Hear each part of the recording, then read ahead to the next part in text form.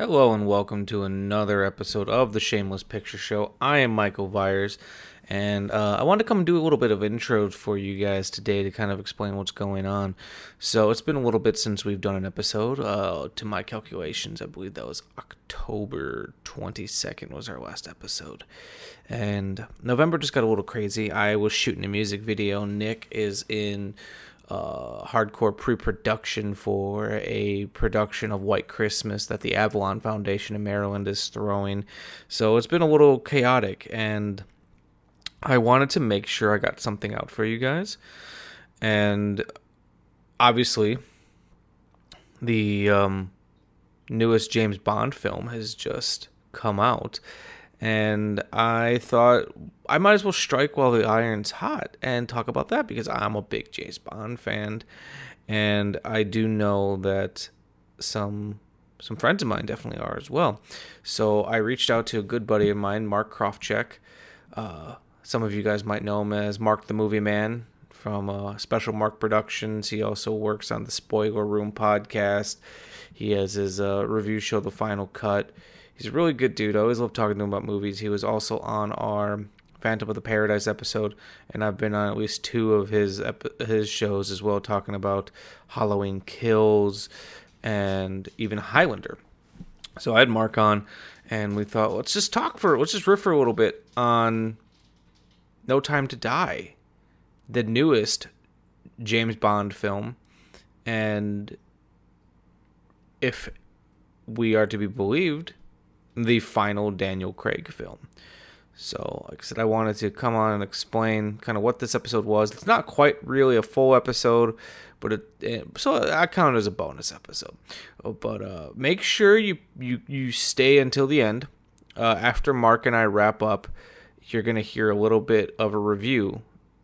You're gonna hear a little review for an Arrow title. I've got the new Arrow release of Phantom of the Mall, Eric's Revenge, that I want to talk about. So make sure to stick around to the end so you can hear my review of Phantom of the Mall.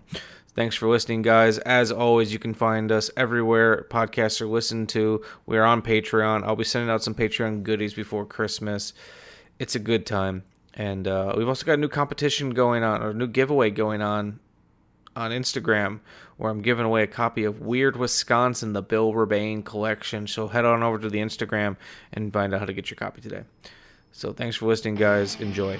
Arrow Films is a leading independent entertainment distribution company established in 1991, operating in the UK, the Republic of Ireland, United States of America, and Canada. Arrow Films is dedicated to supporting upcoming and established filmmakers of dynamic new cinema and developing an viable slate of quality films that enjoy a lasting legacy across its award-winning branded labels, channels, and platforms.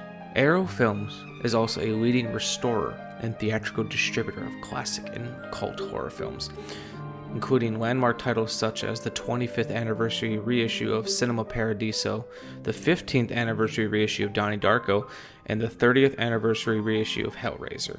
These lovingly restored films are brought back into cinemas nationwide with brand new look campaigns with wide-reaching distribution, including outdoor event status screenings at various cultural festivals, and as one-off bookings in local repertory cinemas and film societies. Arrow Films is also widely considered to be the global market leader in the premium home entertainment market, fueled by passionate and expert curation, aligned with state-of-the-art in-house film restoration, resulting in highly sought-after bespoke Blu-ray editions of classic, cult, and horror films across its Arrow Video and Arrow Academy branded labels. Beloved by collectors, these ever-expanding brands continue to delight their growing international fan base with regular interactive live events, festival sponsorship, and retail stands presence. Our offering extends to truly limited edition box sets, as well as associated spin-off products, now including books and vinyl records. We are so happy to have Arrow Video as one of our new sponsors.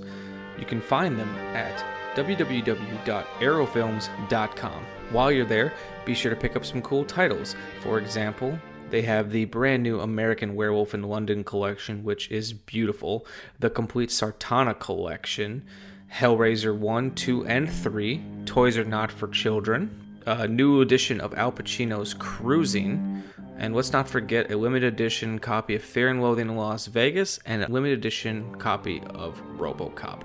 There's so much more, I can't even get into them all, but trust me when I say they're fantastic. And we couldn't be happier to have them.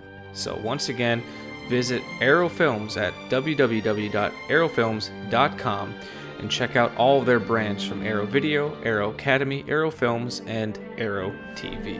What are you drinking over there, Mark? Is that a beer? Or is that no? apple juice? Well, it's a cider. It's Cider Boys, because they're out of Stevens Point, where I'm at, out of the Stevens Point Brewery. They've got a new one. It's a grape. It's a grape something, a grape blend cider, like grape and apple. Blend. Yeah, Concord grape and apple, I think. Not quite sure.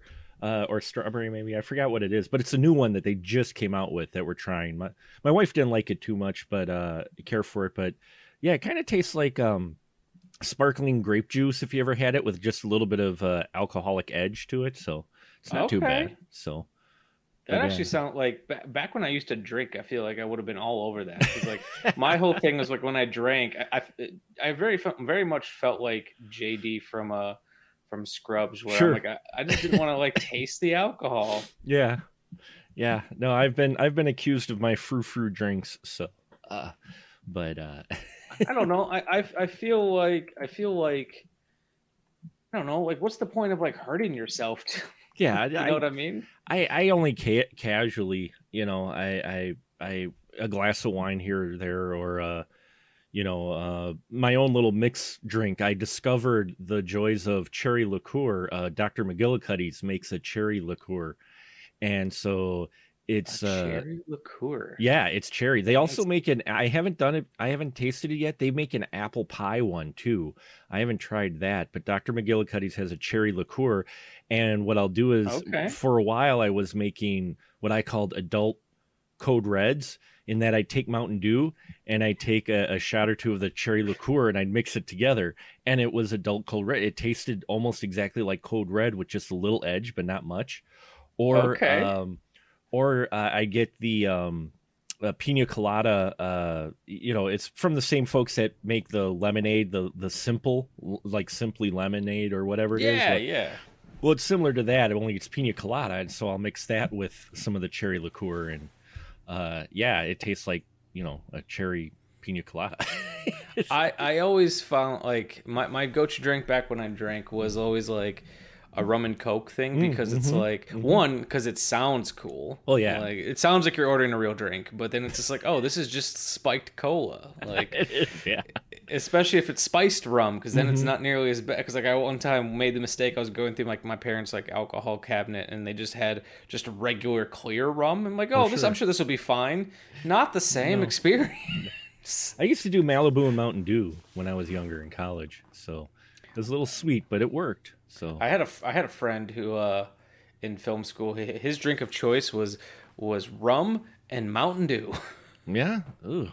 Like regular, like spiced rum, or just wow. Oh no, that was a weird drink. I tried that once. The spice really overrode the Mountain Dew flavor. That's why I went to coconut rum, and then that worked with Mountain Dew a lot better. Smart. That's smart. Mike, I feel like in this last month we've seen each other quite a bit. We have. People will start to talk. I know, but I always like doing your show, even though it's like a lot of times I don't have a whole lot of like just like I didn't give you a lot of notice, but thankfully it was a movie I knew you had already seen. But yeah, today I decided to, for those of you listening, I decided to do a little bonus bit for you guys, and it's also going to go up on the podcast page proper, because me and Nick, we've been struggling to get things scheduled. We have plans. It's just whenever you work with guests, things get difficult, because like me and Nick are gonna have Austin Proctor of the Frightmares podcast on, and we're gonna do a double feature episode where we're gonna talk about the original Fly and then the David Cronenberg remake. Ooh. But schedules haven't aligned. Just like I'm gonna have Jay Gilkay, the promoter of Mondo Lucha Wrestling here in Milwaukee, Wisconsin, on to discuss a double feature of The Last American Virgin and Lemon Popsicle, the film it's based on. Wow, nice.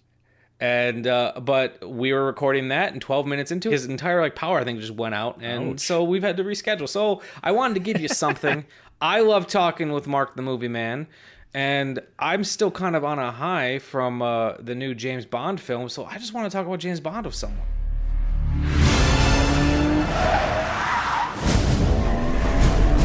Why would I betray you? We all have our secrets. We just didn't get to yours yet.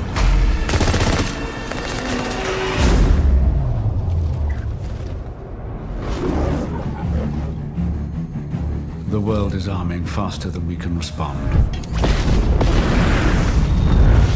Where's 007? I need a favor, brother. You're the only one I trust for this. The world's moved on, Commander Bond. You were 00? 2 years. So stay in your lane. You get in my way, I will put a bullet in your knee. The one that works.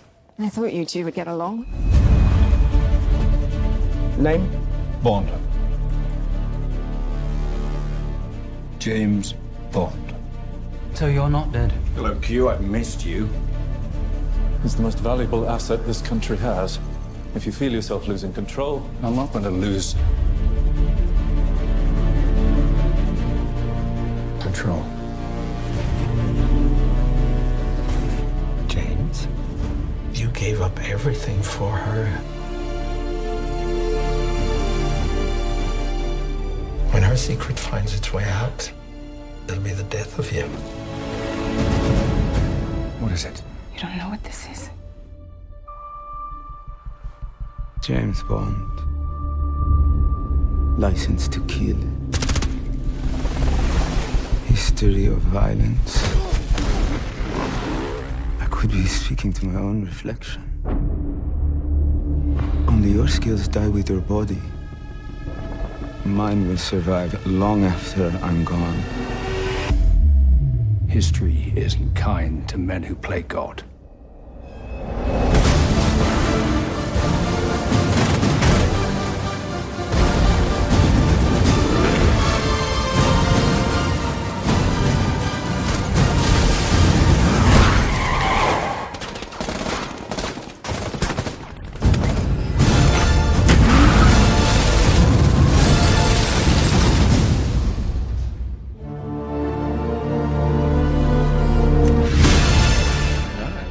Cool. I came out of it. It was a lot better than I thought it was going to be.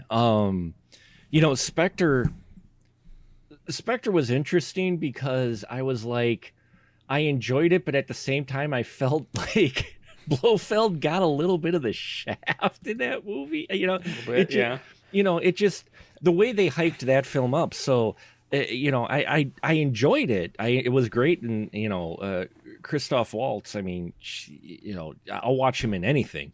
So I was he was in the French Dispatch. He was in it for like 2 minutes, and his 2 minutes were pretty solid.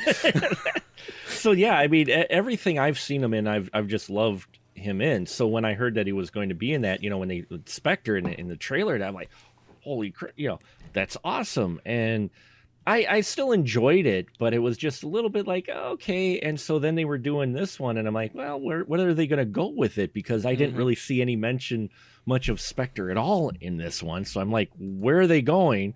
And yeah, I was surprised. I came out of it going, that was a solid Bond film. It's a solid Bond film. I mean, they explain away some things. I mean, I don't know how many spoilers you want to get into, but... Well, I'm actually just doing that now, where I am. Boom. There we go. We got. I figured we should just get it out the way now. If you have not seen No Time to Die, we're probably going to spoil it, and we're probably going to spoil some classic Bonds too, because I also want to talk about just your relationship with the franchise. But let's get into it. But I will say that I thought they handled having a new 007 very well. It was like. Because we've all seen a movie where they're doing the torch bearer, or like, this person's gonna take over. We want this person to take over, and it's usually not as well put together as this one was. Right. I mean, you could tell they handled it with care. they wrote Bond's character in a way to where, you know, he wasn't like right away going, oh, you know, I need to be 007. He's just like, oh, yeah, I can see it. I've been gone for 5 years. You know, he's like, yeah. But there was also like a little bit like I liked their bickering back. Oh, yeah. Like I absolutely loved the scene near the beginning when he has to have the visitor badge to go through MI6, and like everyone, you know, I think it's the first like one person sees I don't remember the actress who plays the new Bond. Give me a second. Yeah. I think it's Lashana Lynch. Yes, yeah. You know, someone just without thinking about it says, "Good morning, 007," and then sees that he's there too, and then it's like really awkward. I'm like, oh, it's like this scene could just go on for a little bit longer, and this would just be great for me. Yeah, you know, it was interesting that she, you know, you could tell she earned it, and they're doing with the 007 what I think a lot of people conceived the 007 concept was until Skyfall. Was that 007 and even the name James Bond was more of a moniker, like you're the prime spy. That might not actually be your name, or you know, but that's like designated as that's the prime, you know, you're the alpha, until Skyfall, to which they kind of threw that out of the window. But it looks like, you know, at least not so much the James Bond name, but at least 007 has earned, you know, that's a prestige name,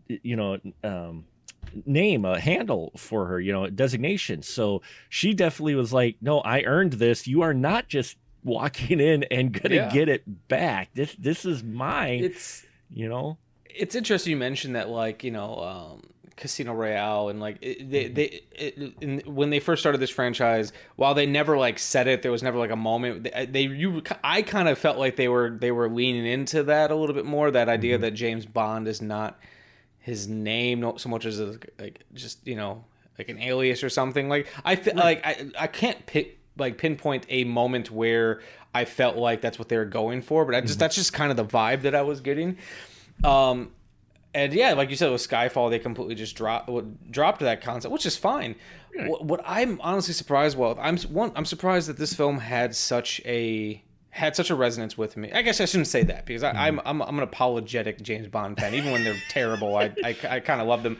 But like this franchise has been very strange, or at least like the Daniel Craig, was it 5 of them, have been really strange, because they have, like, for lack of a better term, like pulled like what was the last Star Wars film called? Well, I can't think of its name right now. Which one? The Rise of Skywalker? Yeah, they've Rise of Skywalker to themselves so many times in this franchise.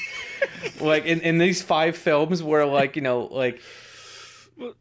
let's use Spectre as an example. Like, you know, you have Javier Bardem in Skyfall, and you have, like, he's just this like chaotic evil type of character, and you're like, man, this guy is his own man. And then in Spectre, you find out, nope, he's actually part of this big, you know, conglomerate. Never mind. You know, everything that's been up to this point has been a big ploy. Yeah. And, you know, it's like, oh, that's kind of, you know, that you know, if Skyfall was The Last Jedi, this was, you know, Rise of the Skywalker. And then they did it again with Spectre to No Time to Die, when they're like, they built up this big Spectre thing, and then they're like, maybe not, let's just get rid of it. Yeah, well, that's what surprised me with No Time to Die. You know, it was one thing with No Time to Die, with this one, that, you know, we knew he would be captured. I didn't expect, and again, yes, folks, spoilers, I didn't expect them to pull the trigger on him. I figured they would he'd still be the old a Hannibal Lecter type of thing, to where they would have kept him and not actually offed him. You know, I know they're ending the Craig line, but I thought it would have been interesting to hold on to him for whoever is next, because there was so much more they could have done besides one movie. I mean, you kind of do it, well, they've been behind the scenes choreographing all of this since, you know, Casino Royale. And like, okay, but we didn't see that. I don't like a Dr. Claw villain. You know, I don't want to just know there's a someone there pulling the strings and being the architect of his pain. I need to see it. Or they could have, like, at least, like, dropped it. Like, granted, let's be real. We know they didn't have they didn't have an arc planned. No, they didn't. You know, they were just kind of figuring out as they go along, which is fine. But like, man, even just some seeds, like you can't do in the fourth film and then be like, it's been me. Yeah, it's like without any hints, you know. You've got to at least do the old ye little Marvel thing of hints in the after credit sequence or something. Yeah, like they may not have known where they were going, but you can't tell me they didn't at least believe they wanted to do Spectre, because the Broccoli family that produces this film, this is a fucking family business for them. It is very much like the Broccoli's to James Bond is very much how Lucas was to Star Wars before he sold it off, where he kept it all in the family. It was, you know, these are the only films Eon Pictures ever makes is these films. Right. So, you know, and that's the thing. I was disappointed. It's just that there were a lot of directions they could go, and they've surprised me along the way with the Daniel Craig series. And I want to say, I actually really love most of the Daniel Craig films. Quantum of Solace? I've warmed on it on rewatch. I actually think it might be a better film than Spectre, but Spectre has more moments where I'm like, I like that. I like that. I like that. Like, I think Quantum of Solace might actually have a better, like, through-line story, and I actually found myself upon rewatch actually really being into that woman's story of revenge. Sure. But they don't have James Bond fighting Batista. It still felt that Quantum really felt like they did not know what to do, almost as if they didn't expect quite, you know, the popularity they got with Casino Royale. They figured it would be big, but not they didn't have a script. Yeah, it's like, what do we do now? I know. Well, I've actually, like, I heard this said on a podcast recently, and it really sticks with me that they said the Broccolis are their own worst enemy, because they said, one, they treat the Bond franchise like auteurs. It wasn't until recently that they started getting visionary directors. Mm-hmm. You know, they used to just get journeyman filmmakers who could set up the camera and shoot it. Like, they could do it. They were kind of the auteurs of this franchise, and when the franchise works, they deserve more credit than they're given. Mm-hmm. But when it fails, they deserve more blame than they're given. Yeah. And someone had said that the Bond franchise is interesting because every time they get it right, they don't know what to do, so they just throw more money at it. Yeah. And because they gave examples, and if you look at the track record, you know, when you have something as big as Goldfinger, right, they do Thunderball after, which is not a bad film, but like it's completely different in approach. Yeah, we did Goldfinger for one of our special series a few years ago on the podcast, and that's such a solid Bond film. We watch it, it's like, man, this is really good. Yeah, you're right. Then they followed up with Thunderball, or, you know, in this case, you had Quantum of Solace after Casino Royale. It's like, wow, it's like, that's where you went. And then they had Skyfall, and then they went to Spectre. Or, like, you know, when you go from GoldenEye, Tomorrow Never Dies. But you get that Madonna song. But oh God, the Madonna song. Yeah, that was GoldenEye to Tomorrow Never Dies. So you're right, it's kind of up and down with this series. And I mean, it's still entertaining. It just, I think the one thing that got me with the Daniel Craig series, and they even had it with this, was like, how many times is he going to retire or go into hiding and then do the comeback thing? You know? And it's like, and you, because this is the only ones that have been serialized, right, like it's far more obvious. But I kind of love that, like, we start off with the Daniel Craig films in the Casino Royale, and he's like, "Congratulations, you are a 00 agent." And then by the next film, he's like, "I'm too old for this shit."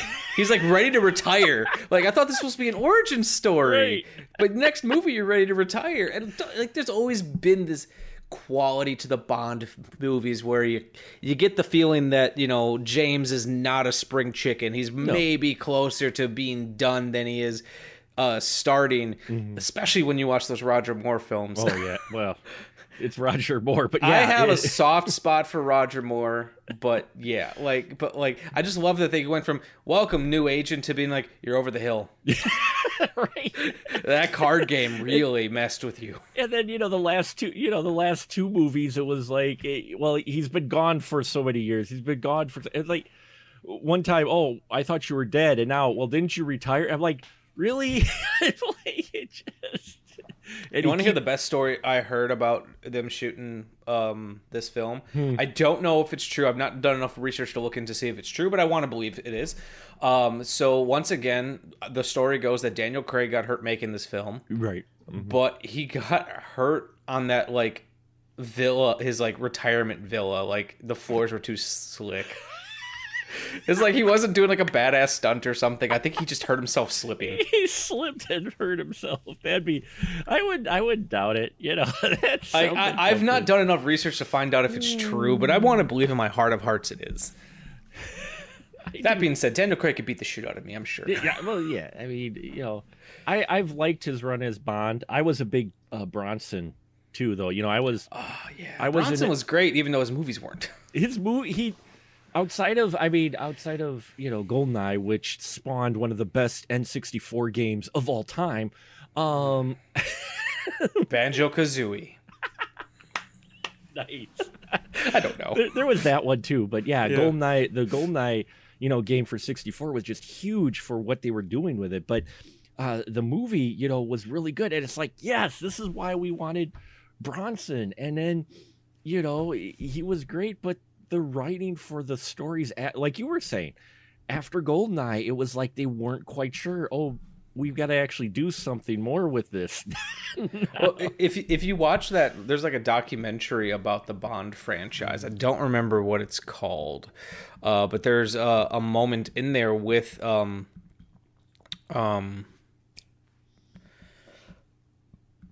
me, Pierce Brosnan, where he even says he's like, I remember doing GoldenEye, and that was a great moment. And he's like, and then those middle two just kind of run together. And then he did his final one, right? His which I have not rewatched it since I was a kid. I loved Die Another Day because it came out when I was like 12 years old. Oh, sure. And that movie was super fucking cool for a 12-year-old. And like it begins with Bond getting captured, and I'm sure it's not very good anymore, but it was cool when I was 12 years old. No, it was good. I enjoyed his run in general, but yeah, a few of those films weren't written, but all of them were like that. I mean, look at, Connery. Everybody holds Connery as the iconic, and some of his, as you mentioned, the earlier Bonds were great, and then you get into Moonraker.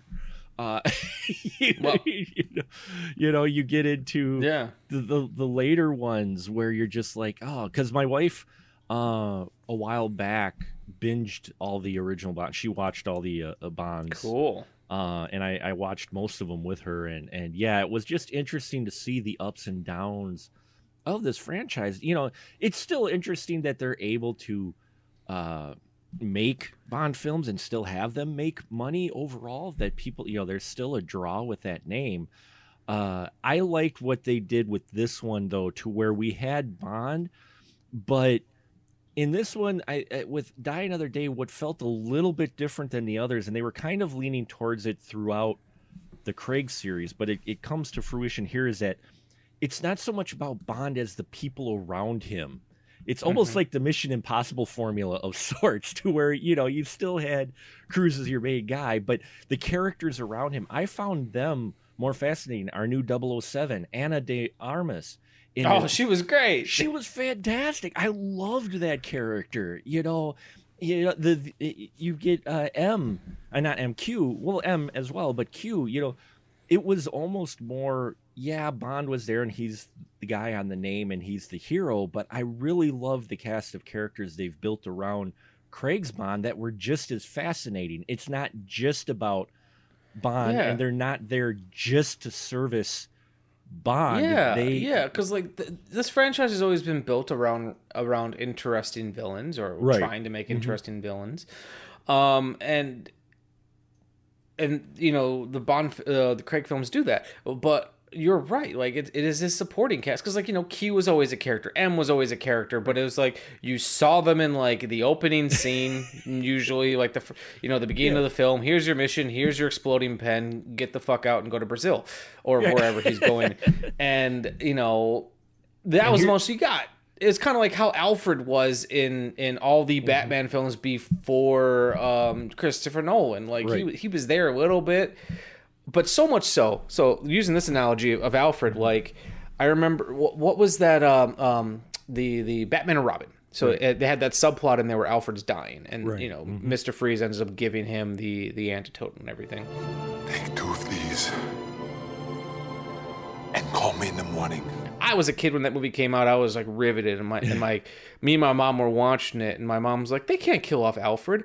And to show you how insignificant Alfred was to Batman up until that point, my dad goes, "Who cares? It's Alfred. It's the butler." It's the butler. But if you were to, but like Christopher Nolan made him a real character, gave him something to do. In both with Judi Dench and with Ralph Fiennes in the Craig era, had stuff to do. Right. He wasn't just giving him a mission. Q was more relevant than he has been in a while. Mm-hmm. Yeah, I mean, especially in this one, it was like, holy, it was like the cast of characters came out more so than Bond was the focus in this one. And I think that's what appealed to me, was the fact that you've done just about everything you could with Bond himself, I think, as far as except for him turning completely evil, which I think would be an interesting twist. I think they did that in one of the video games, didn't they? They did do that in one of the video GoldenEye games. 2, wasn't it? Mm-hmm. I think That's so. what I thought. But outside of that, you've kind of done that, and plus they did change it with Craig, but if you look at the way the original Bond is, he's not 2021 compliant anymore as far as that type of character. So the cast of characters he has around him I found interesting, and I was glad to see them all get a chance. Everybody pretty much gets a chance to shine in this one, besides just Bond. Here's your weapons. He goes, finds a Bond girl, and then they go take down the bad guy himself. Yeah. Totally. And going off of that, well, one, I will also say that I feel like this Craig's films have been a bit more, and I say this with like quotations, has been a little bit more kind to the Bond girl than they have in the past, because, at least,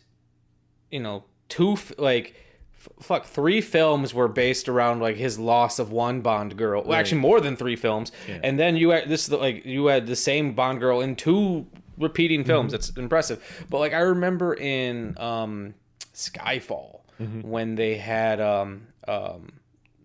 Naomi Harris playing Moneypenny. And I was like, oh, cool, they're changing up. She's an agent in the field. And then she ends up shooting Bond. And then she becomes a fucking secretary. Yeah. And I was like, wow, way to really undercut this character. But then they actually gave her stuff to do. It took them a little while. But I was like, damn, you were really cool. And then you just became a secretary. But then they gave her... they did give her some stuff to do. Yeah, they did. But that, she's a perfect example. It's like Moneypenny was such just a throwaway character. It was just a character for Bond to flirt with. Yeah, she was up to this point, and it slowly changed, which is nice to see some changes.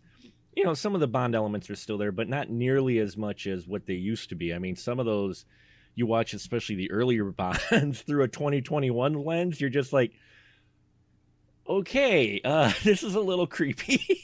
He's a little rude to people at times. A little rapey at times. Little bit at times. Is not... I remember there was like a whole like subplot, like Moonraker, be like, a woman scientist? Yeah, right. Like, what? What? You can't do science, you're a woman. No. But so it's been a great evolution, and this one was solid. I mean, it hit all your notes. You still got to see Blofeld in this. You got big action pieces in this, which I thought were interesting.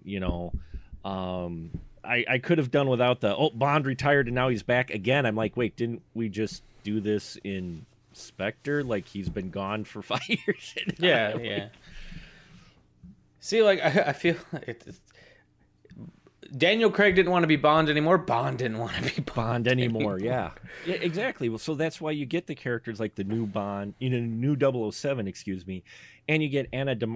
I wanted to see a pair up of those two, because that would be an awesome film. Because at first, I got worried with Anna de Armas's character, the way she was kind of being played at first, and the way she came in. I'm like, oh, are we getting more of your traditional kind of Bond girl? But no, when she gets to the act, she's like freaking kicking so much ass in this movie too. I'm like, Okay, good. Thank you for bucking my expectation, because I thought for sure when we first saw her, we're just like, oh, the newbie agent or a newer agent. She's kind of, oh, here we go, but we don't get that with her. No, she's great. I think that changing of going against expectations is why people respond so much to her character. Right. Yeah, because of the way she plays it a bit bubbly at first. You're just like, okay, and then you see her in action, and yeah, when I saw it, I was like, I wanted to see her and Nomi, the new 007. I want to see those two pair up. Really, I'm like, yeah, those two. I want to see it now. Get it, and it was heartbreaking to see, his Bond's CIA counterpart, Felix Leiter. Seeing Felix, I always liked that relationship in any of the Bond films. I've always enjoyed the Felix Bond relationship because you get that U.S. British, yeah, and I also appreciate the way that Jeffrey Wright plays Felix, where he seems like a very capable bumbling drunk. But like not where the point where like he's like oops a doodle, like he's kind of like he just plays it like he's always just a little bit tipsy, right. But he knows how tipsy he can be to still do his job. Yeah, and he's always been a great counterpart to Bond, and even in the Craig films, I've loved the way they've played Felix as well. It's just an interesting dynamic between those two characters. And, we get that here. I will say Rami Malek's bad guy in this was an interesting one. It kind of had some elements of Dr. No. It had it was pulling from a little bit of everything. The biggest thing that was weird for me is not only like when he's like a full-blown adult being like, I loved you when you were a child or whatever he fucking said. But then it's like, how old are you? Like, how old were you when you killed her family? Because I thought you guys were like the same age. Yeah. How old are you? Right? Like, they could have cast someone just a little bit older to make me believe that. Because it's like, you were a full-blown adult when you killed her family. He did live a very healthy lifestyle, though. So, When you live in a poison garden, you have to. Well, so I mean I think that does well for your skin. I'm not sure. Yeah, I thought it was a little odd too that he showed up and they didn't really do much aging on him at all, and here she is like 20 something now, and yeah, like I guess like maybe I could believe it. It's like okay if she's 20 something, yeah. Because, like, she was, like, what? How old would you say she was in that opening scene? Like, 10, 12? Yeah, I think she was may have been 10 or 12. I mean, she was taking care of her, her mom very well. So I'd say probably maybe, 11 or 12, if she's 10 or 12 and she say at most, like, say 32, if Rami Malek's character is, like, 10 years older, it's like, okay, 22 years old, I could believe it, but I still feel like it's a stretch.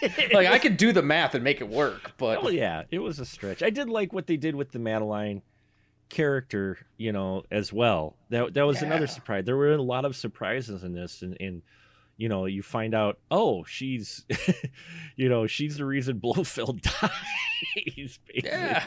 Like, oh, well... Because her character was just kind of like nothing in the last film. Like, it's like, I just didn't think anything of her. And her lineage, like with her father, Mr. White, it's like that just felt kind of every time Mr. White pops up in any of these films, I'm always like, wait, who the fuck was Mr. White again? Right. And then I'm always like, why do they, of all the characters to bring back, why do they keep adding more depth to Mr. White? Right. I don't know either. It was one of those where I barely remembered Madeline character from Spectre. Unfortunately, it was like one of those things where I almost wish I would have revisited Spectre before I watched No Time to Die, to refresh my brain a little bit on some of the characters returning. But at least again they gave her something more than just being a damsel in distress, or the one constantly trying to be rescued by Bond. And she had a lot of like pathos behind her character too, which I really appreciated. I feel like you said, they gave her a lot to do. I also weirdly appreciate that, like, I really liked the opening like pre-credit sequence where you know, like, I liked the idea that she, especially because she's a therapist, was the one like, you need to like forgive Ava Green's character. Her name was Vesper. Yeah. You have to forgive her, and then the way that tied in, and we were like, "Oh, she's in it." And then I remember me and my wife were going back and forth with each other. I was like, "I can't trust her." It's like she's like, "I don't know. I think that would be too obvious." And then that's the way they spun it. Yeah. But then it also wasn't. I was like, "Oh, they just keep going back and forth." And you know, I appreciated the roller coaster ride of not knowing. Yeah. Yeah, and I think that's what they were trying to go for, and they accomplished that well. And I believe that's what part of the appeal is that you're not quite sure. You think you know how this is going to play out, and then it doesn't, especially like near the end. I'm like, okay, please, just saying please, if they recast, please, just leave it 007, not James Bond for the next film. Don't say James Bond 007. Just say 007, because I'm sorry, but I'm like, I don't care what cinema magic you try to spin. I will not believe that character that you bring in back in the next film, which you know there'll probably be another one, is actually James Bond. There's no way they like, unless they're just going to completely because you know, unless they're going to completely just reboot it, because one could argue that, you know, all the different versions of Bond were not the same guy. Right. One could argue that.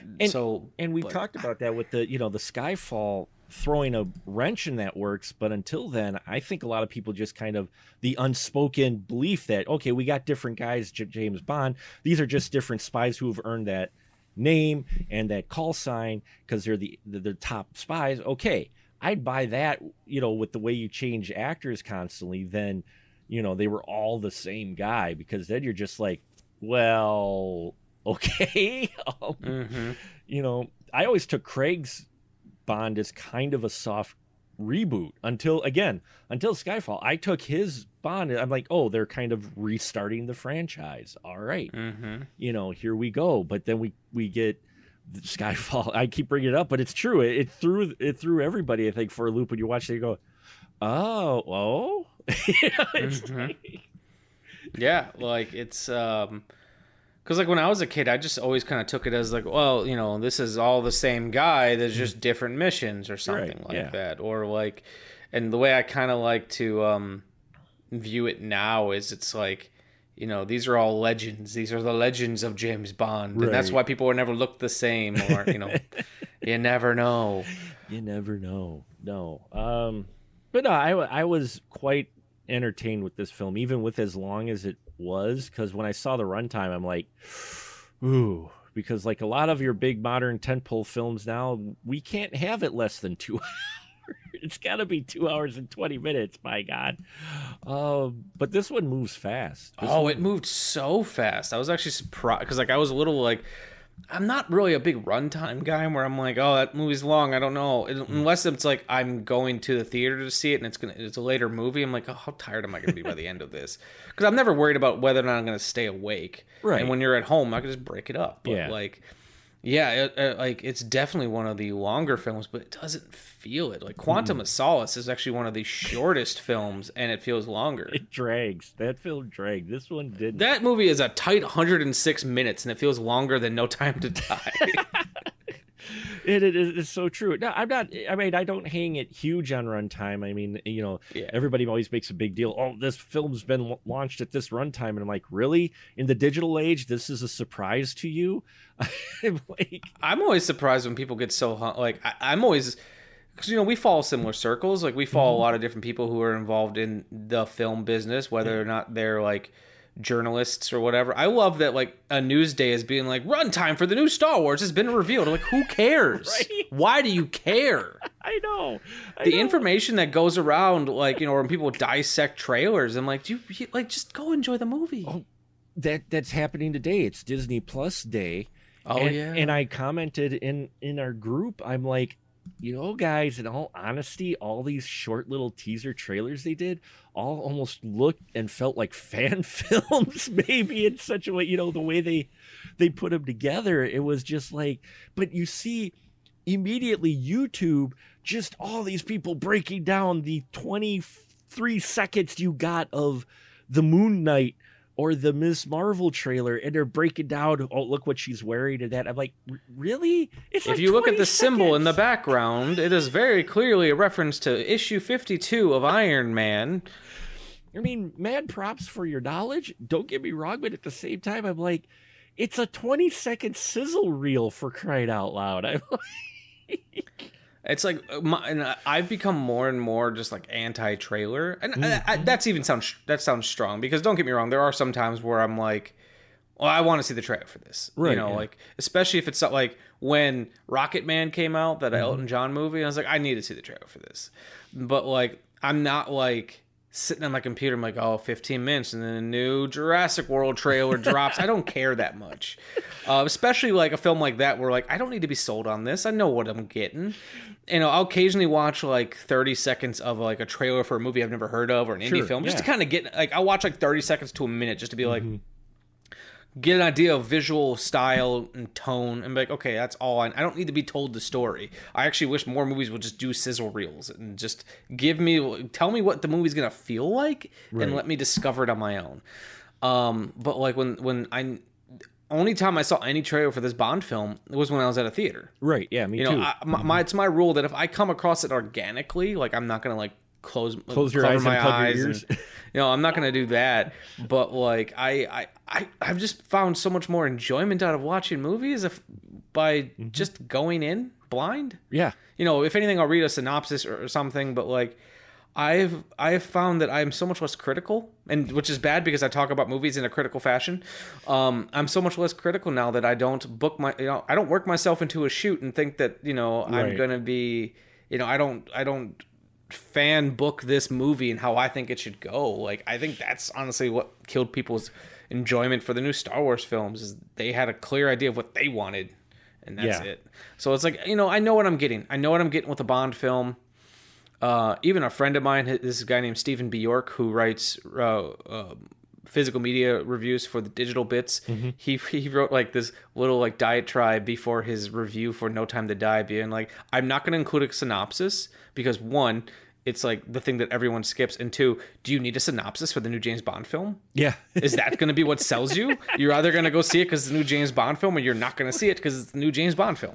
Well, or just like you get, some written reviews, and they're just not my type of reviews. There's a lot of people that like them, where like 80% of it is just a recap of the movie, and then they kind of give their critique. I'm like sitting here going, that's the hardest part. I always hated writing those. I'd rather just give me the critique. I'd rather have a few sentences of just tell me what's good, bad, and ugly about it, versus giving me a breakdown of the plot, and then at the it's like you're going to get that from the trailer. Google, I mean, Eternals, I was joking. I'm like, I told some friends of mine, I'm like, don't Google Eternals if you don't want surprise characters to be spoiled for you. And this was before the day of the film coming out. I'm like, because Google will automatically list a cast like right there on the first landing page when you do your search. And for Eternals, third one in was a spoiler for a character that doesn't show up till the end credits sequence.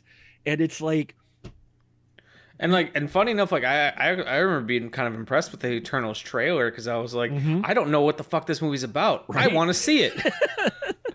Well, it was even with the Bond movie with No Time to Die. Even the trailers that they did give, they still didn't. When you watch the actual movie, you realize, oh, this is what this story is about, because the way the trailer plays it out, it's just money shots. It's just money shots, basically. But just money shots and basic Bond music, and that's like, oh, it's just going to be a basic Bond film. Then you get into it, you're like, there's stunts, shooting, Yeah, that's all you want. And then you actually got into character stuff, but even the story trailers that they did later on before the film came out, it still didn't give away everything, to where you're like, I sat there and I was actually surprised. I'm like, wait, they actually killed Blofeld. I'm like, oh damn.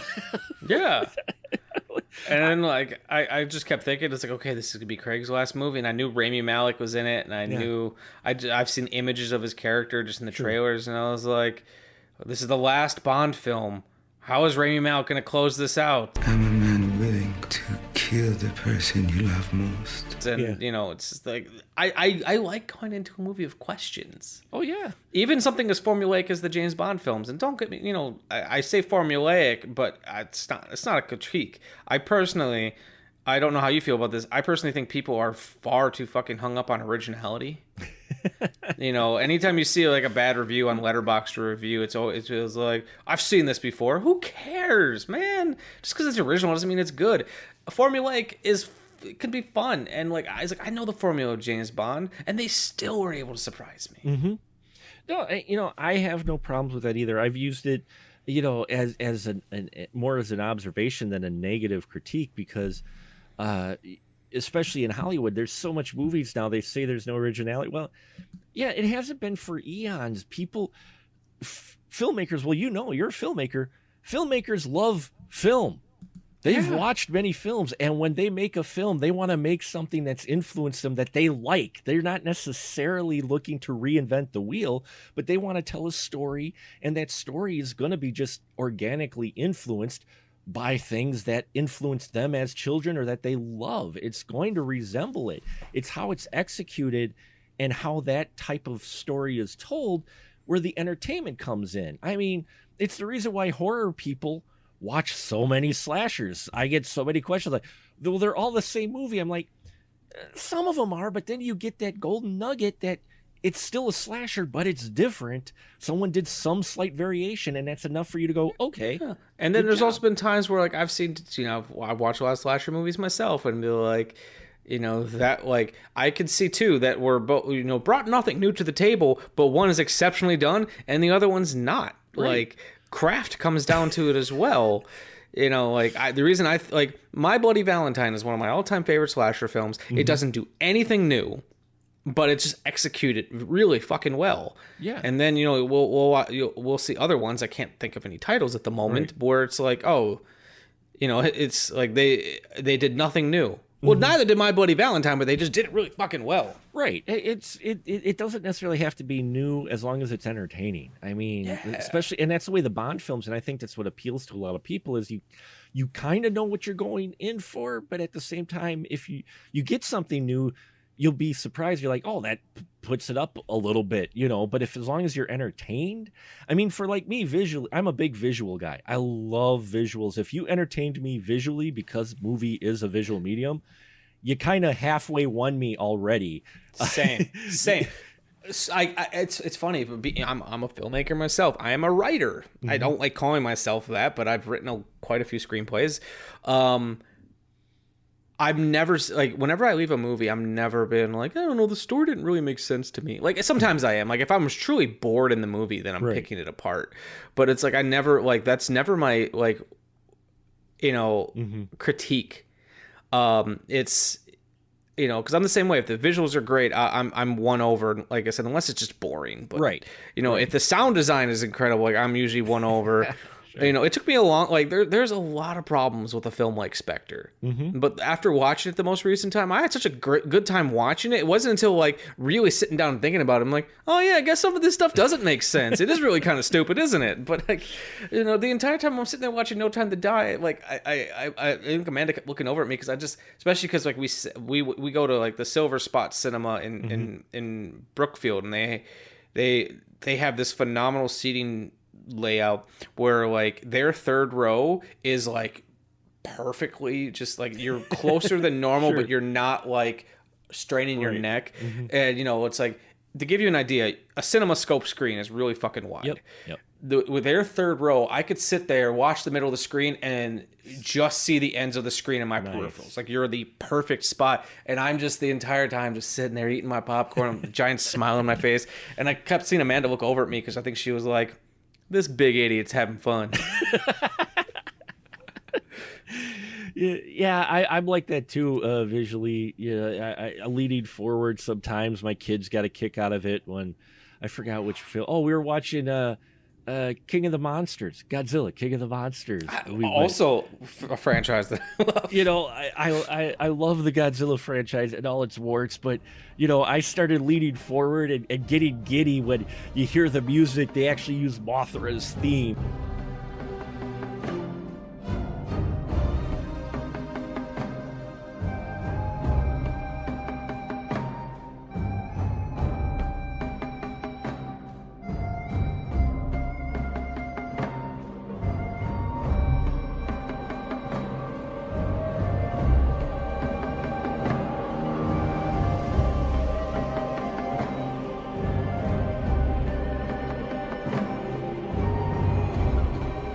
And you get, you know, they did. You know, you actually get the twin, and I was just so giddy, and I'm like, yeah, we've kind of seen this story before, and you can see the elements they've borrowed from past Godzilla films, but it's in an entertaining visually way that I did not mind that I might have been seeing these things before because I was still entertained. You know, one of the examples I give that people like wrinkle their nose and just look at me, I go, I enjoyed Sucker Punch. And people look at it and they go, and I'm like, no, not for the main story, okay? In fact, I barely really remember what the main arc is. It's for the 3 set pieces, the action sequences when she goes into the you know, alternate fantasy that I love, where the first action sequence, she's fighting huge samurai robots. The next one, you get freaking steampunk Nazis. And then in the last one, you've got a dragon going against a World War II fighter plane. You know, those sequences I loved. That's why I watched that film. I don't watch it for the main storyline because it is problematic, and I totally get it. But I watch it for those sequences because they're phenomenally put together. That's how I feel about Ready Player One. It is not a really good movie. It's not a very good movie. Like it's. And when I say that, I'm not saying it's poorly made, because that movie is masterfully constructed, and there's nothing on a technical level that is flawed about that movie. It's just stupid. It's just stupid, but it's so much fun. It is. I mean, you see Chucky being used as a weapon, tossed amongst people to take out guys, and then you get freaking Mecha Godzilla fighting a Gundam. I'm like sitting here going, that whole end battle sequence. I know the first time I saw that movie and like I saw a Gundam walk out, I'm like, yeah, and then you get the Mecha Godzilla and then the music cue of the original Godzilla music, which this is before, you know, King of the Monsters. I'm just like, and I'm sitting there like. And I was like, okay, I really need to know, is Steven Spielberg just secretly a giant nerd, or does he have people on his team feeding him this stuff? Because it's like, I'm sitting there like, does Steven Spielberg know what a Gundam is? Is this or did his effects team add all this in? Like, I need to know how much involvement Steven Spielberg had with this. Yeah. You know, and that's what I dug about the film, too, because I had read the book, and I've had this conversation with other people. When I read the book, being the movie guy I am, I'm reading it going, oh, there's no way they're making an actual translation of this book because of licensing alone. I'm just like, yeah, there's no way. Because one of the tests in the book, I don't know if you read it, but one of the tests in the book is you have to, word for word, play the Matthew Broderick character in war games. And you actually reenact the entire movie in the virtual world. And you got to get the dialogue exactly right, or you start the film completely over. Right? And I'm like reading that going, yeah, they ain't doing that. No. No. Licensing wise. So, but they still, we got visual entertainment with that when you get the car race with all the classic cars racing That's against still each other. that's still one of the scenes that I use anytime I do any tweaks to like my home theater. That's my demo scene. Oh yeah, because it's like there's so much. It's got great bass. It's got a lot of movement of sound. You know, because like you have surround sound. You know, sometimes like you'll be like sitting there like, are these fucking back speakers even on?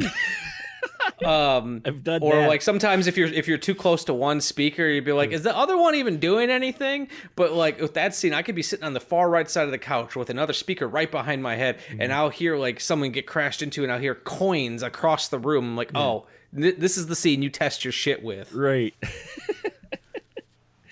And so I mean, you get films like that. So I'm a visual guy, so you know, bringing it back to No Time to Die, there's some great visual set pieces in here. They go wide. There's some wonderful cinematography in this film. Oh, and it's also the first time in a long time in a Bond film where like I was like feeling the impacts. Right. Mm-hmm. Like specifically in that opening like scene with him like escaping the bad guys after his ex-girlfriend's tomb blew the fuck up. Yeah. Like, but like there's that scene where like they're both on the bridge and they're coming at him and like he like cowers beneath like the smallest little thing and like one of the cars like there was multiple times when I went, oh, and like I don't normally feel the impact in these films, but like, or like when he did, it's in the trailer and I knew it was coming, but when I saw it in the movie on that big 235 to 1 screen, and he does that fucking motorcycle ramp jump, and I'm still like, what? Like, I saw it 50 times in the trailer, and I'm still like, what?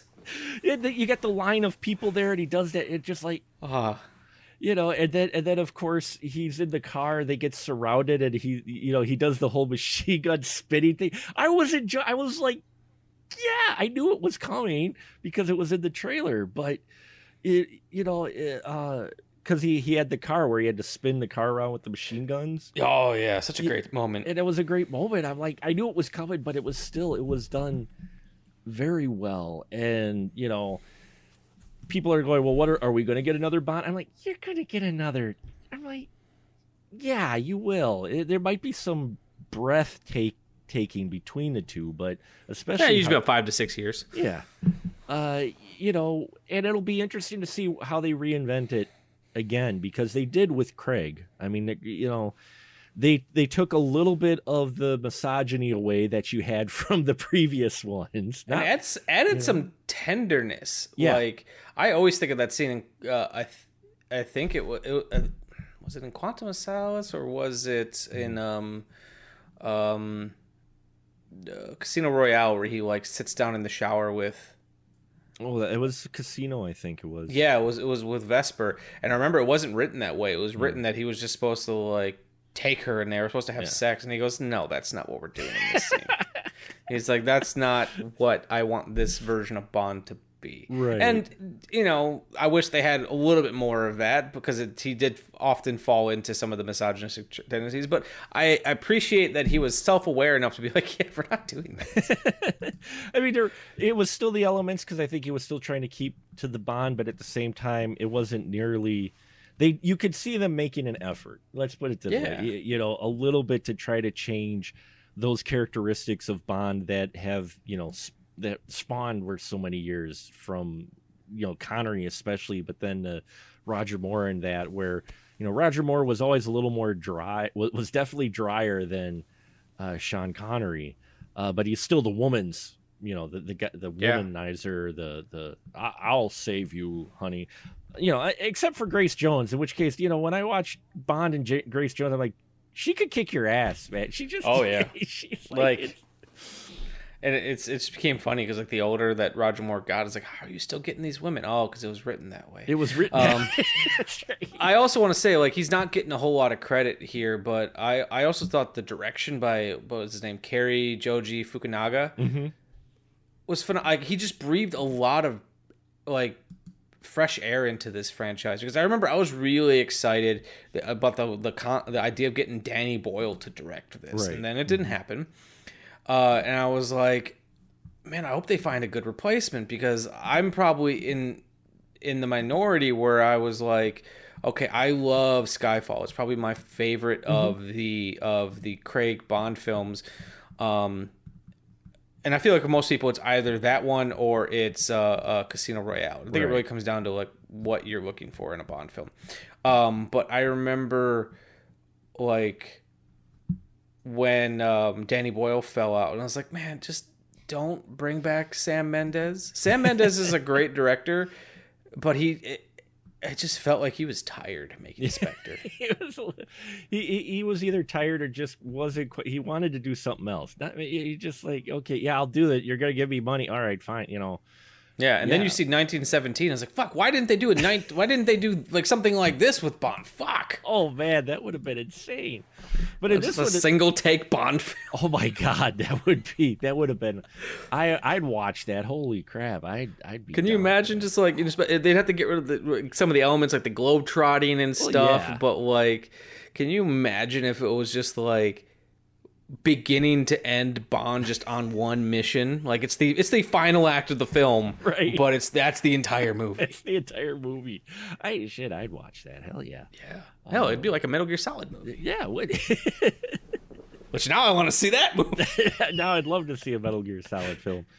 This was a good send off. I would say I got far more emotional than I was expecting. I did. Like I was bawling like a baby, and then when they brought in that song from On Her Majesty's Secret Service, fuck. We have all the time in the world, time enough for life to unfold all the precious things love has in store.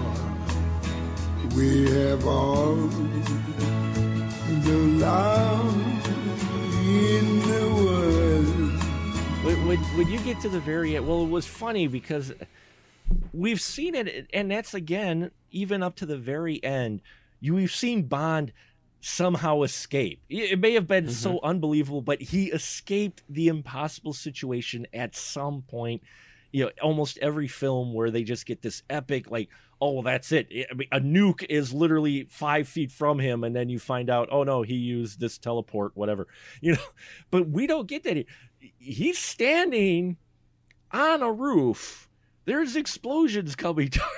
It's like, and he gets engulfed, and it's like, oh, there's no. I feel like Craig put it like in his contract is like there has to be no shadow of the doubt that I am gone. Like they essentially need to Jason Goes to Hell him and watch him blow the fuck up just to know. Man, I will tell you one thing. I loved how that film opened. Oh my god, great intro.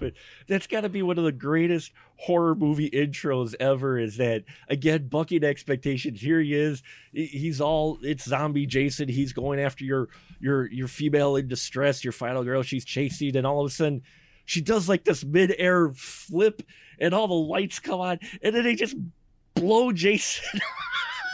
It was phenomenal. To this day, like I have a weird fondness for Jason Goes to Hell, but a big part of it is how good that is. Oh, that opening was just, I loved that opening because I'm like, it's called Jason. Where are they going from here? Where do you go with that? But no, like but going back to No Time to Die, I really thought that was like it was a nice send off, and it was one of those things too. It's like he could get out of this. He probably could. Yeah, he's just Bond. He doesn't want. Honestly, I feel like, let's be real. Let's be real. This is James Bond. This is the James Bond COVID movie. Yeah, that's what they're all getting at. And and like when Q's driving home, there is no cure. It's like, have you tried? Like, we can't just quarantine Bond for like a couple months and just FaceTime his daughter until we figure something out, or. You can't wear you can't put him in the John Travolta Boy in the Plastic Bubble suit or something. Right. And like, there's really no out. Part of me likes to believe he's just like, I can't be a dad. Fuck this. I'm not daddy proof. I'm not daddy, and I'm not paying child support. And I know I'm not going to retire. I've tried it many times before. I might as well just. I'm not going to give that child support. So yeah, this is the way to go. No, it was a state. They definitely did it on purpose too, as a statement saying, Craig is done. Kind of that finality to kind of put any type of question to rest. And obviously, it's film, so they could cinemagic some way. But I think it would cheapen this film because that's part of the appeal is that even at the end you do get emotional because you're like, this is the first time we've seen Bond on screen pretty much he's dead. There's no question, really. There's no secret escape or glider. We don't see a little dot after the explosion goes. No, he also needs to get out before he gets too tired of the role. Hell, like right. I feel like he was tired of the role after Casino Royale. But not to say that he was like phoning it in. He always brought his all to it.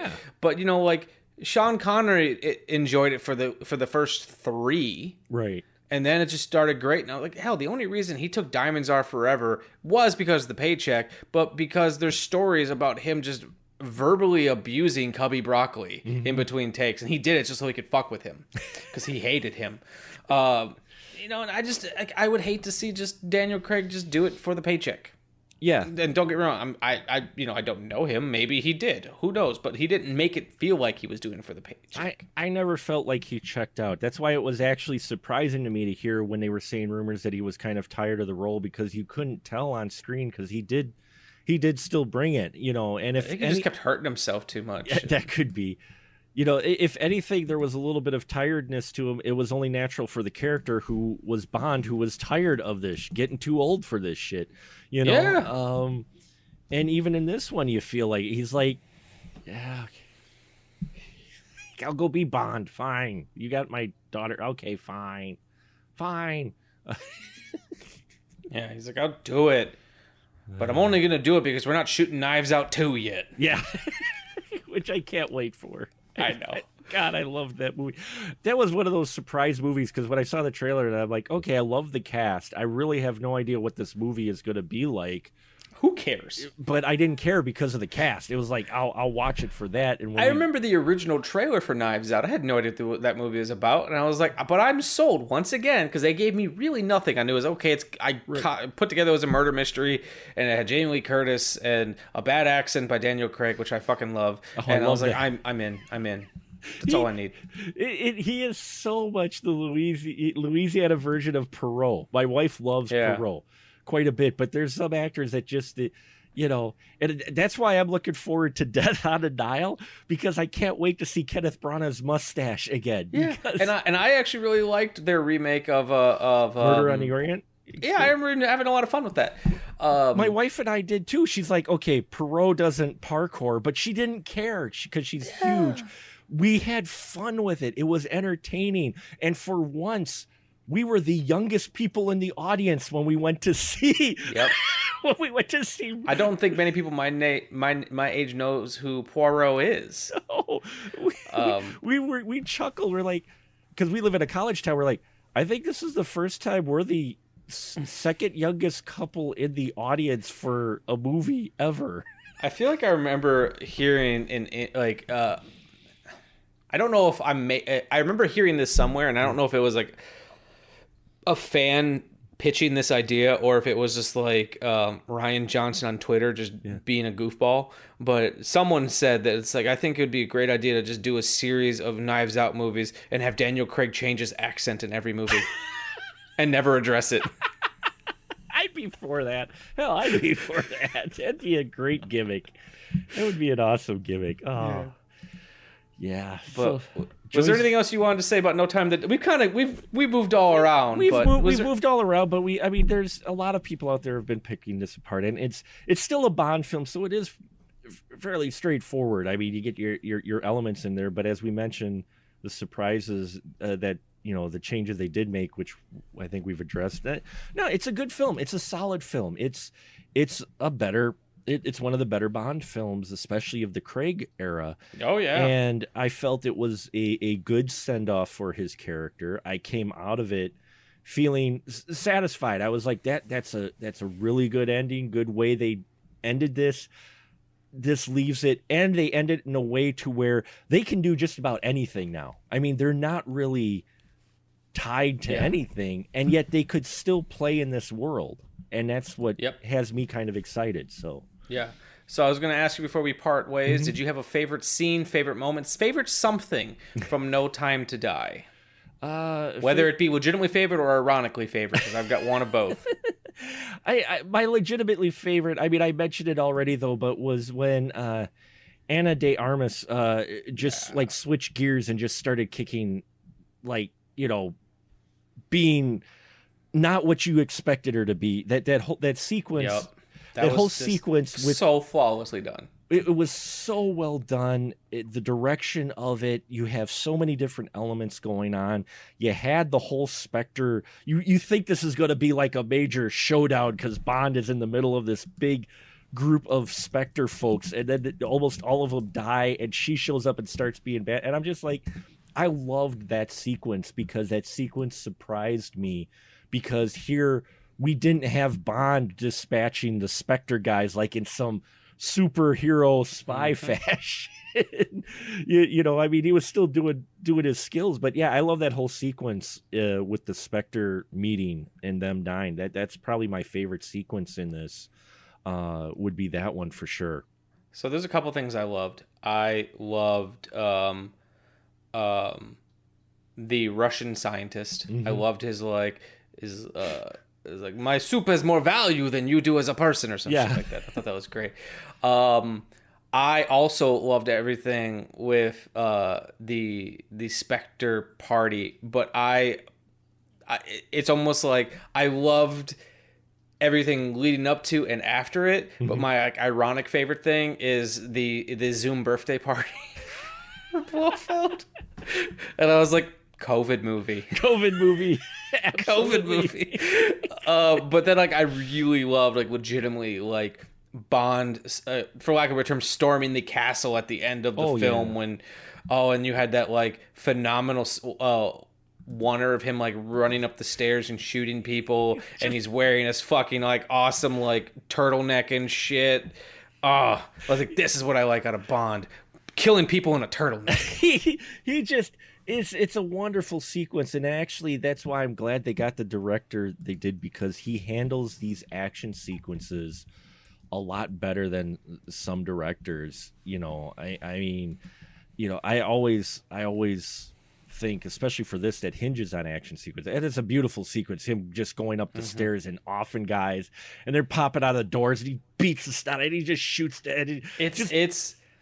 It's the first. So one of my complaints, and I say complaints loosely, with the James Bond video games is they never felt like a James Bond movie until we got to the third person ones, which I actually wish they would have done more of. But it's this was the first time, and I was like, man, they should have done more video games with Craig, because it would have played perfect into the first person shooter world, because that was the Craig video game Bond moment. That was. He just popping guys left. It was. I think they did one Craig Bond game, and then might have been third person. I don't know. But I mean, and they're brutal too. It's like Bond being brutal. It was like you're like, he can really be brutal in his kills when he wants to be. So, yeah, I mean, it's a fun movie. It is better. It's a good bookend. It'll be interesting what they do with it, because it's not. They never die. Bond will come back again. They even say Bond will be back, and I'm like, hopefully it's not actual James Bond. I'm hoping that they do 007, but they do a different character, because otherwise it may take away from this. But then again, they've done sequels to Terminator 2, and I've never liked that, because I'm like, that kind of cheapens the end of Terminator 2. Well, it's also I love that I told this to Amanda the other day, and I love that very few people are commenting on it, how every Texas Chainsaw Massacre sequel is a sequel to the original film. Yeah, just pretty much, yeah. None of them acknowledged what came before it. It's always a direct sequel. It is. It's like, good or bad, it's a direct sequel to the first. But I appreciate you coming on, Mark, on such short notice to talk about this movie with me.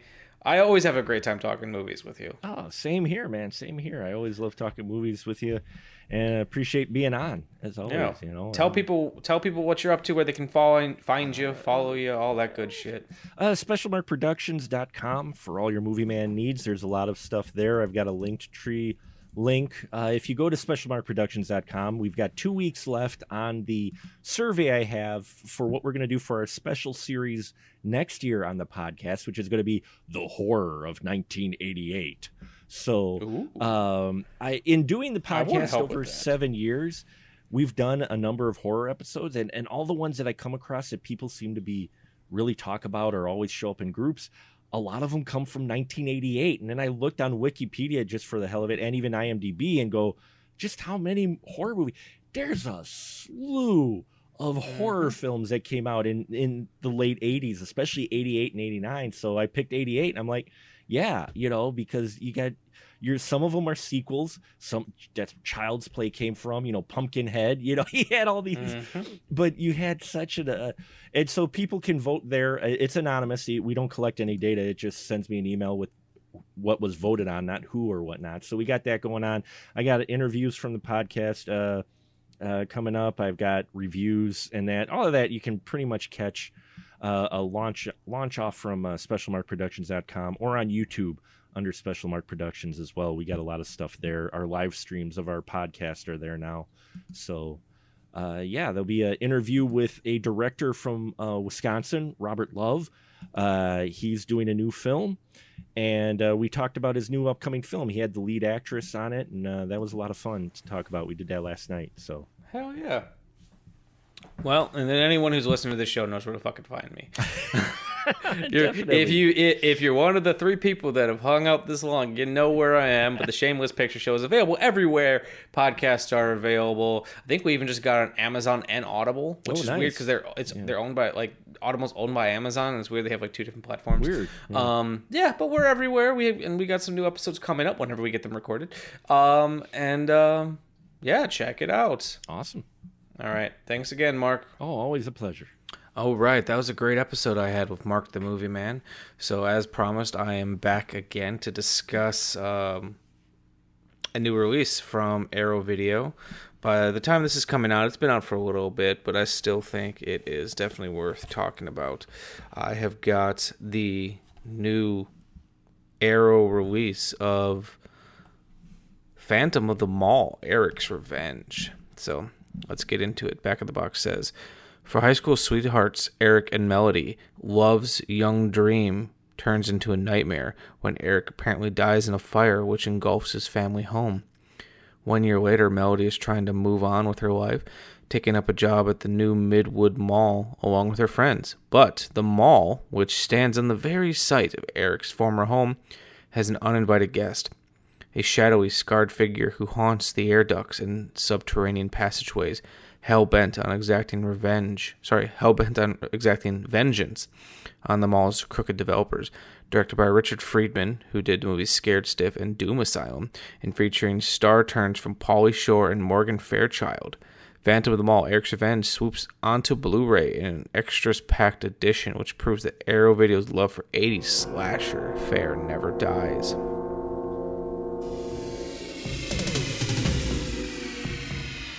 He's there.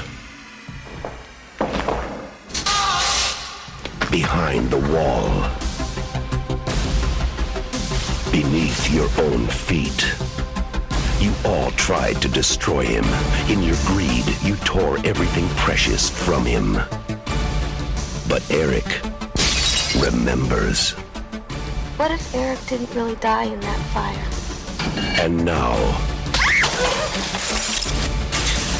Eric will make sure you remember too.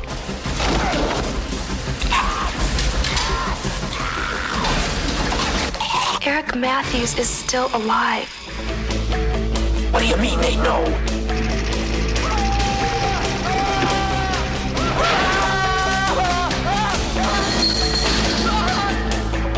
There's no escape from the horror.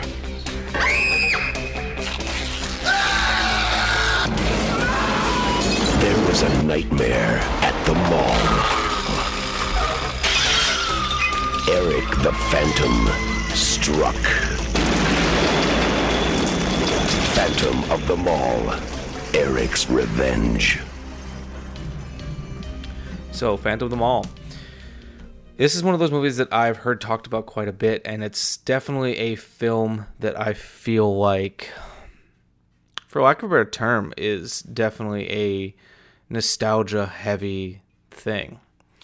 I feel like this is a movie that a lot of people saw on VHS for the first time. Sorry, I'm going to get some coffee. It's a film that a lot of people saw on VHS for the first time and fell in love with. It's definitely one of those VHS gems, very much in the way that something like Chopping Mall would be, or Graduation Day, which I absolutely love, or pretty much any of the Troma fare. But there's definitely quite a bit of charm to this film, and that's what I found myself gravitating towards.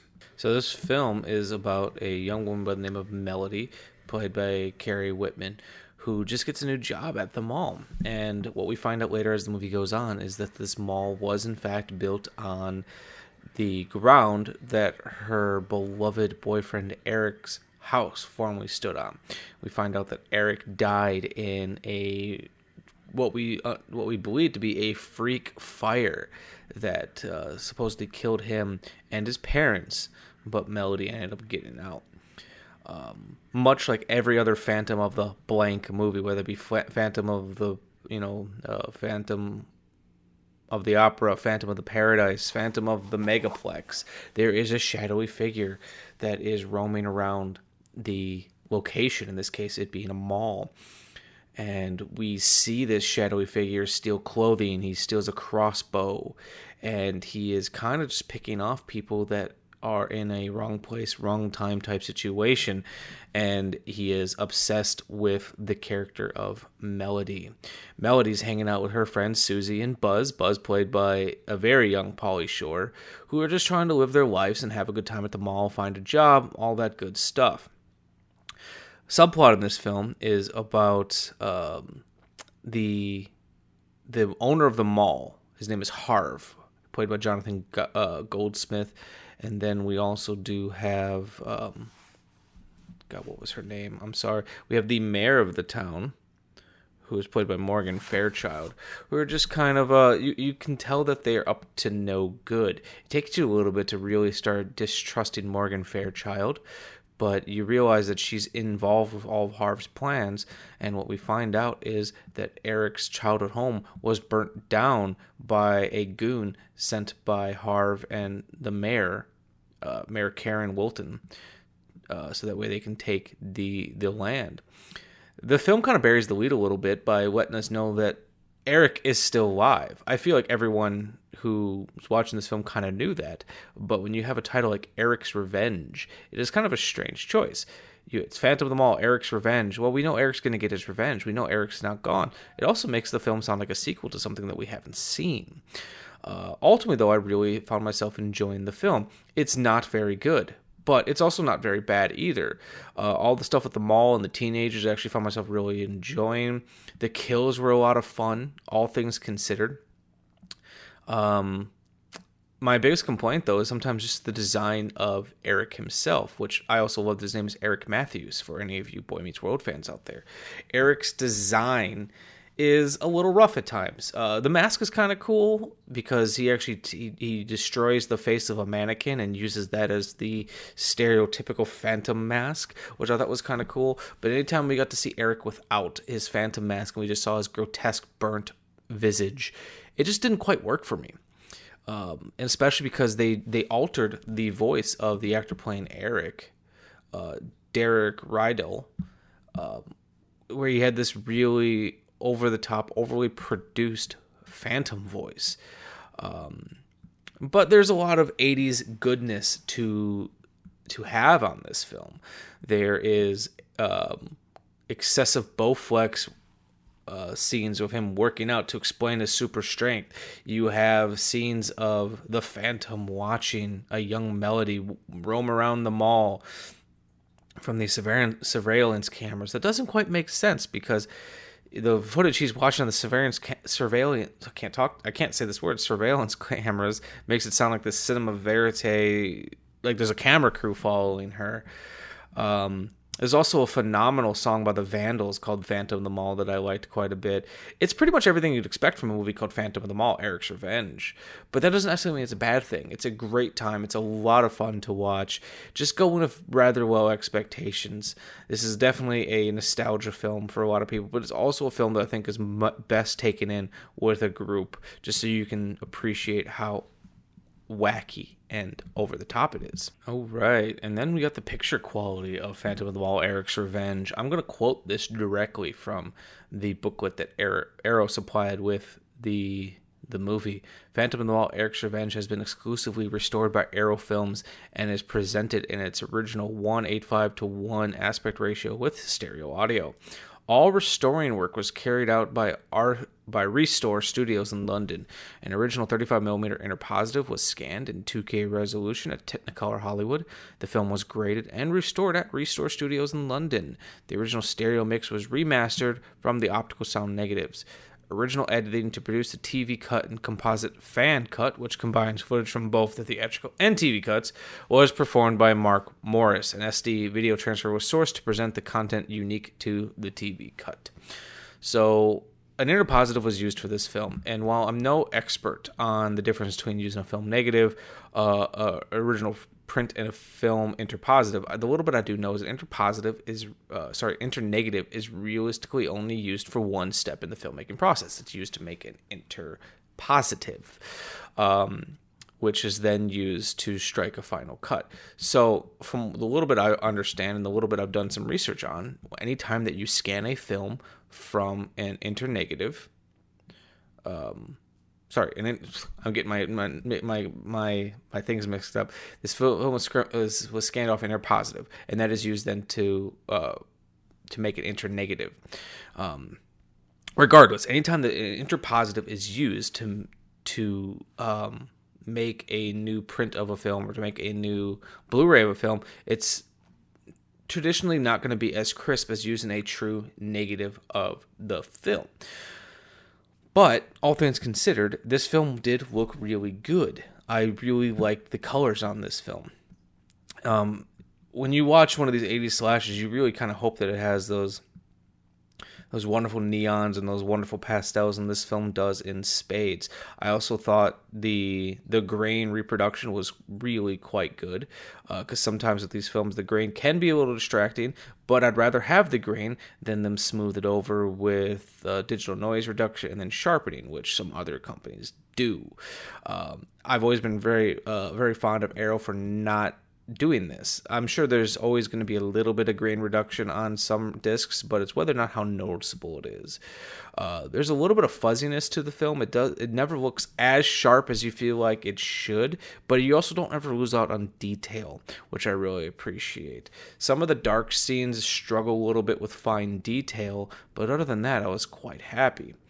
My biggest complaint comes from the LPCM 2.0 track that comes on the disc, mainly because, according to the booklet, and I tend to trust Arrow, that it's supposed to be a stereo reproduction of the original soundtrack.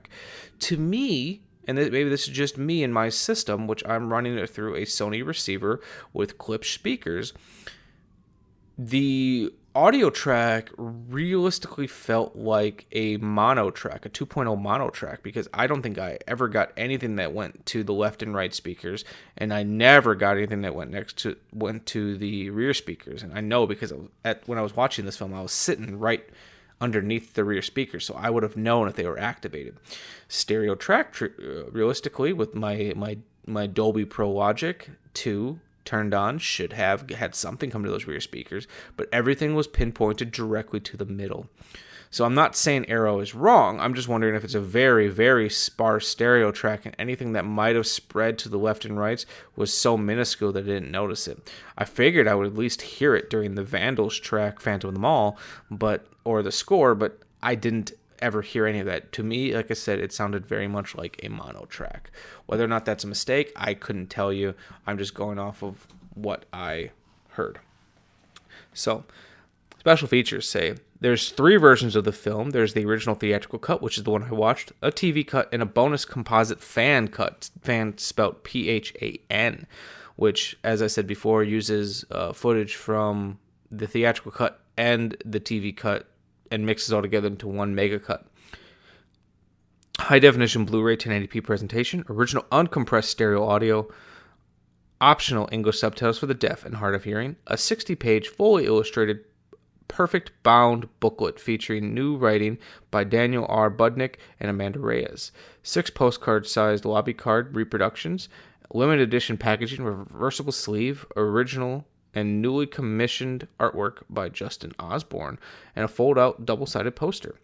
And then on the theatrical cut, it's a brand new 2K restoration of the original theatrical cut from 35mm film elements, a brand new audio commentary from director Richard Friedman, moderated by filmmaker Michael Felsher, a brand new audio commentary with disc producer, I think it's Ewan Kant, and film historian author Amanda Reyes, which I've not listened to yet, but I always like Amanda Reyes.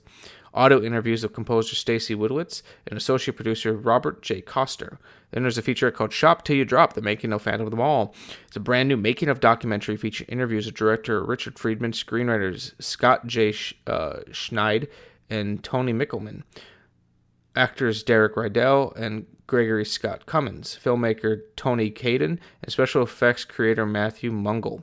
This is actually a really nice little featurette, and it's really amusing to listen to the 2 screenwriters talk about their original interpretation of the film, how they would have made it, and then how it was taken away from them.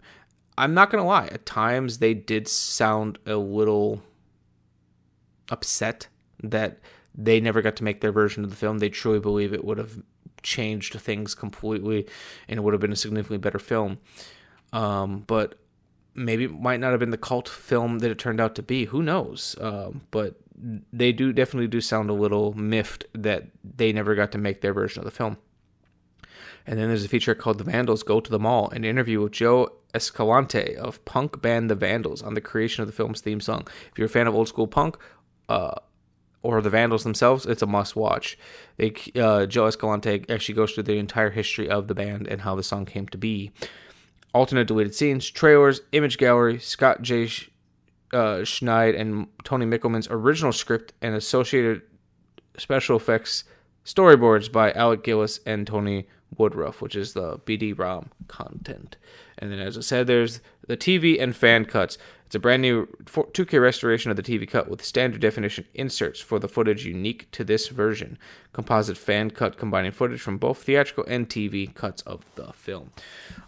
Looks like there's only about a couple minute difference between each version, but still, if you love Phantom of the Mall and you want to see it in its most complete version, that is the way you watch it. So ultimately, I really enjoyed Phantom of the Mall. I still, like I said, don't think it's a great movie, but I do think it lives kind of in that sweet spot of something like Chopping Mall, where it's just a fun movie to return back to, and I think would make, according to my friend Nico Aldrich, who's been on the show before, it makes a phenomenal double feature with Chopping Mall for Black Friday.